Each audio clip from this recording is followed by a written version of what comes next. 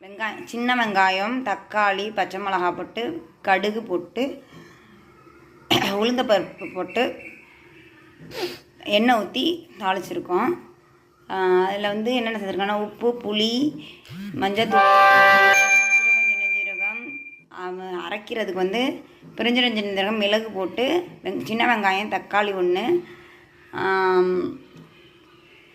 பச்சை மிளகா 1, சின்ன கொத்தமல்லி, கருவேப்பிலை சேர்த்துருக்கோம், புதினா சேர்த்துருக்கோம், அரைச்சி ஊற்றுனது இதில்.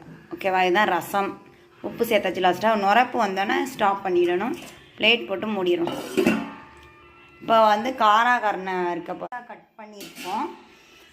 இதில் என்னென்ன சேர்த்துருக்கோம்னா உப்பு சேர்த்துருக்கோம். அதே மாதிரி அந்த அரைச்ச விழுது ஆல்ரெடி வெங்காயம், தக்காளி, பச்சை மிளகா, பெருஞ்சீரகம், சின்னஞ்சீரகம், மிளகு,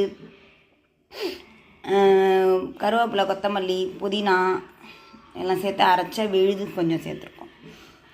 டேஸ்ட்டு செமையாக இருக்கும். கொஞ்சோண்டு மிளகாத்தூள், மல்லித்தூள், உப்பு, மஞ்சள் சேர்த்துக்க வேண்டியதான். அவ்வளோ. கடுகு சேர்த்துருக்கோம்.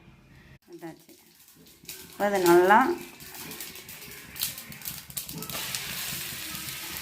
வதக்கி விட்டு தாளிக்கணும். என்னென்ன சேர்த்தோன்னு எல்லாம் ஆல்ரெடி சொல்லிட்டோம். அதே மாதிரியே இந்த ரெசிபீஸை ஃபாலோ பண்ணுங்கள். நான் சொன்ன ரெசிபீஸில் உள்ள இன்க்ரீடியன்ட்ஸ் எல்லாம் ஃபாலோ பண்ண. வறுவல் ரெடி ஆகிடுச்சு. காராக்கரணை வறுவல் அண்ட் ரசம்.